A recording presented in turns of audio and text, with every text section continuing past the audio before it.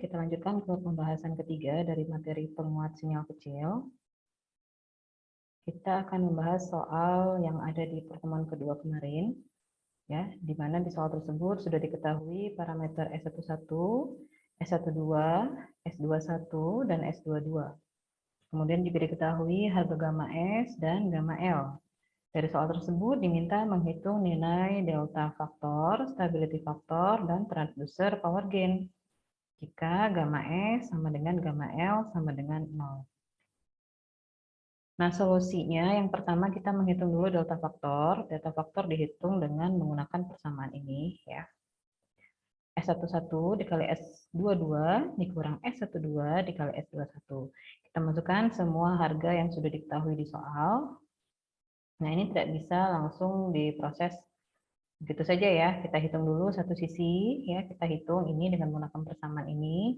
Yang bagian depan ini kita kalikan, kemudian sudutnya ini kita jumlahkan.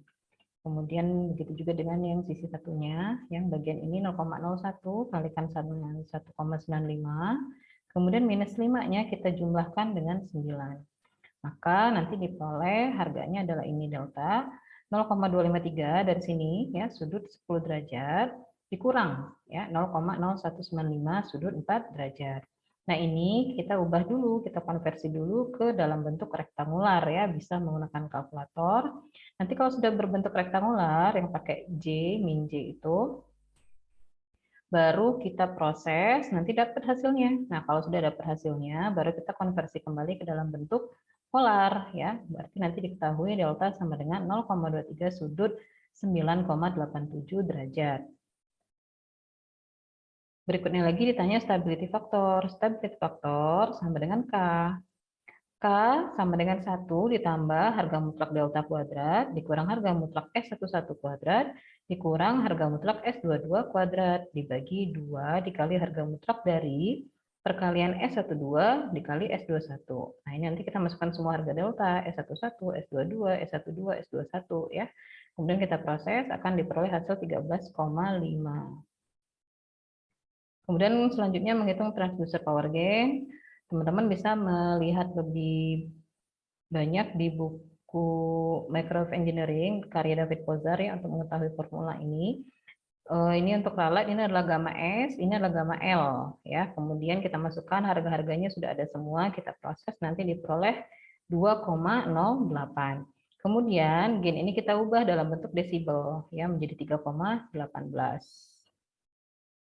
Sebenarnya cukup ya sampai sini, tapi selanjutnya bisa juga menghitung match transducer power gain atau GTM, kemudian unilateral transducer power gain, di mana harganya adalah harga mutlak dari S12 kuadrat sama dengan 0. Kemudian juga bisa menghitung maksimum lateral power gain. Kemudian soal yang ketiga, itu diketahui gamma S dan gamma L. Kemudian diminta menghitung harga GT, GA, dan GP, ya, jika parameter S-nya diketahui sebagai berikut.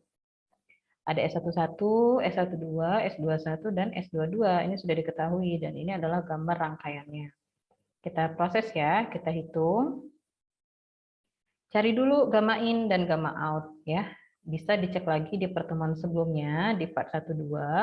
Gamma in ini adalah persamaan yang digunakan, yaitu S11 ditambah S12 dikali S21 dikali gamma L.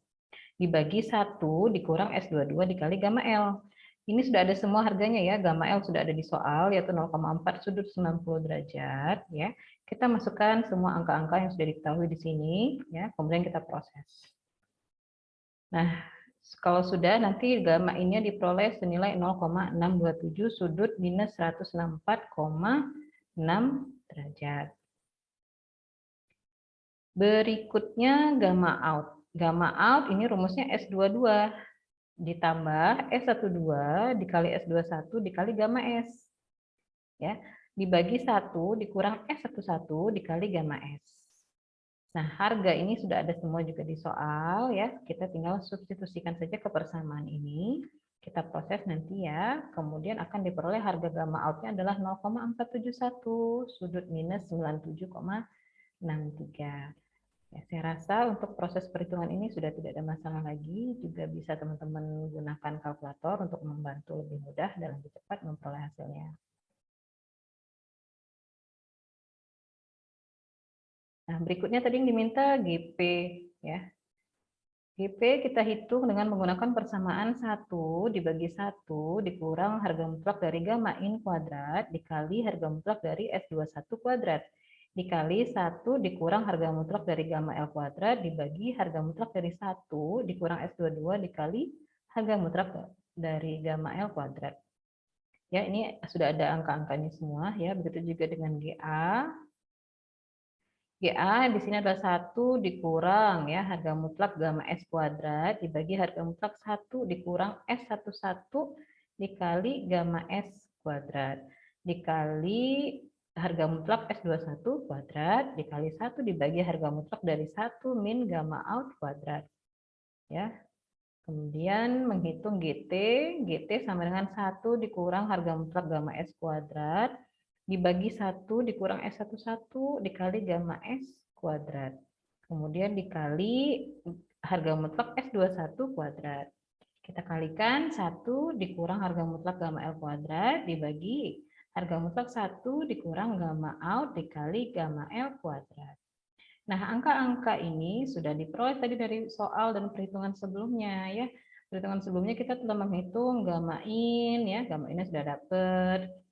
Terus gamma out ini sudah dapat. Kemudian di soal itu sudah diketahui harga dari gamma S dan gamma L.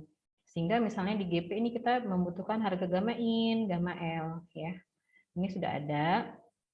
Sorry, gamma in dari sini, gamma L-nya ini kita masukkan ke sini. Kemudian di perhitungan GA kita butuh gamma S ya dan gamma out. Gamma S-nya ada di soal dan tadi di perhitungan sebelumnya kita sudah memperoleh harga dari gamma out. Nah, di perhitungan GT kita butuh gamma S, gamma L, gamma out ya.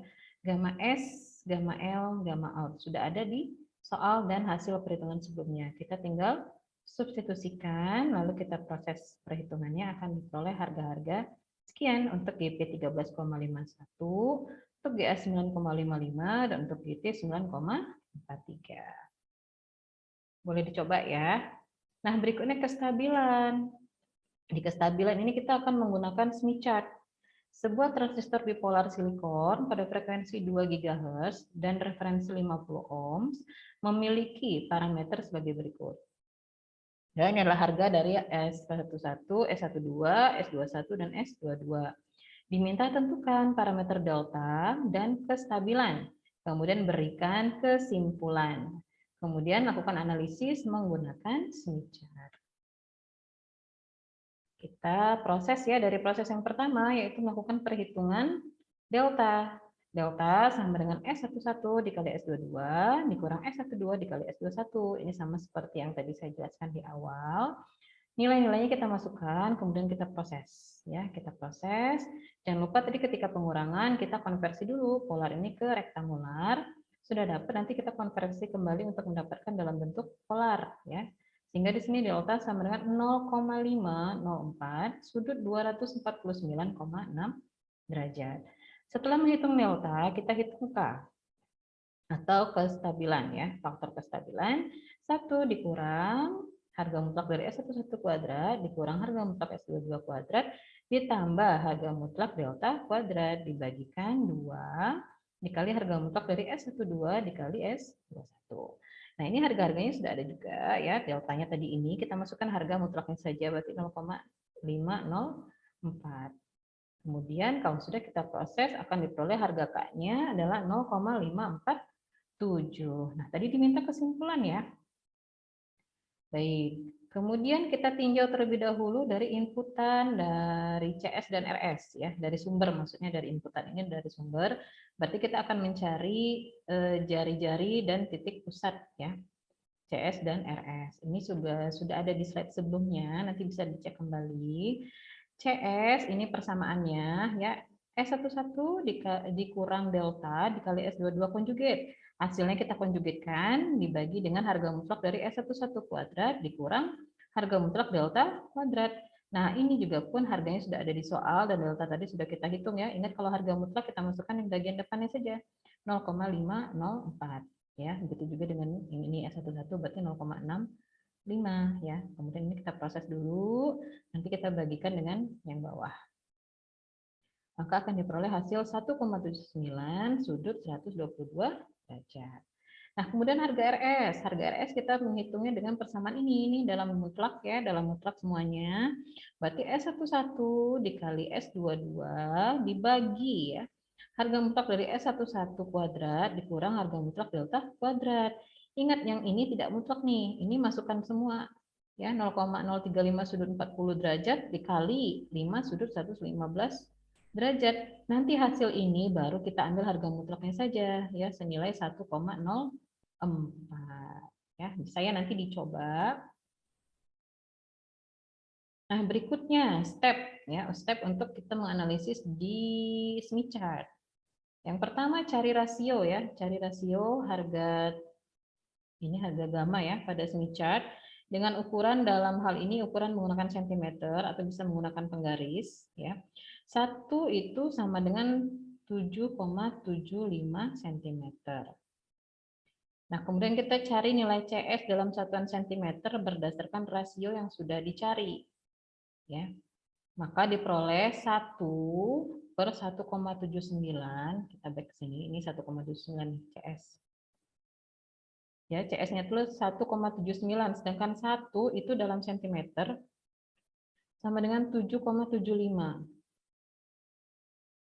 Nah, sehingga didapatkan skalanya 1/1,79 sama dengan 7,75 ya, per X. Sehingga X-nya nanti kita dapatkan 13,87,25. X di sini adalah CS-nya tadi ya, yang bernilai 1,79. Nah, kemudian kita plotkan nilai X ini atau CS ini 13,8725 dengan nilai sudutnya berapa? Sudut 122 derajat. Nah, ini kembali lagi ke sini. 122 derajat. Pada lingkaran angle reflection coefficient in degrees ya. Di sini di Smith chart nanti teman-teman bisa baca ada bacaan angle reflection coefficient in degrees. CS ini merupakan titik pusat lingkaran RS. Nah, ini tadi yang kita gambar 13,8725 menggunakan penggaris dari titik pusat ke arah sudutnya ya. Sudutnya kita cari di sini senilai 122 derajat. Nah, berarti ini kita tandain ini CS. Nah, sekarang kita mau bikin lingkarannya. Kita hitung RS. RS tadi sudah ada di slide sebelumnya ya, kita back. Nah, RS-nya berapa? 1,04. Oke.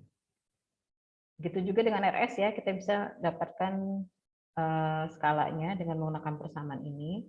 Dapat nanti RS-nya segini panjangnya dengan menggunakan penggaris, baru kita pakai jangka ya, kita buat lingkaran ya. Pakunya jangka itu di sini, pensilnya di sini ya. Kemudian kita putar set, nah kita udah dapat lingkarannya. Nah, daerah yang mengandung titik pusat Smith chart adalah daerah stabil atau daerah mantap. Nah, ini yang diarsir ya. Kita arsir atau beri warna arsirannya yang berbeda dengan warna Smith chart ya, biar terlihat. Setelah kita menggambar daerah kestabilan, kemudian cari nilai RS dalam satuan sentimeter, ini yang tadi ya, ini kita sudah gambarkan, di mana harganya 8,06. Ini tadi ya, RS 8,06 kita plotkan sebagai jari-jari, ya buat lingkaran.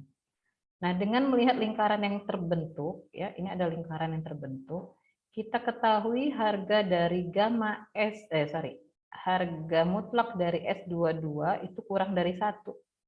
Maka mantapnya ada di daerah yang mengandung titik pusat Smith chart. Ya. Jadi yang mengandung titik pusat Smith chart adalah daerah kestabilannya.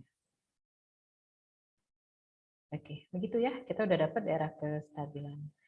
Nah, kalau tadi kita membahas dari sisi sumber atau input, nah coba dibahas dari sisi beban, ditinjau dari beban. Jadi harga-harga yang tadi anggap itu dari beban, kemudian kita hitung jari-jari, kita hitung titik pusat, kita buat lingkaran daerah kestabilannya, kita tentukan mana nih daerah kestabilan dari nilai yang sudah kita peroleh.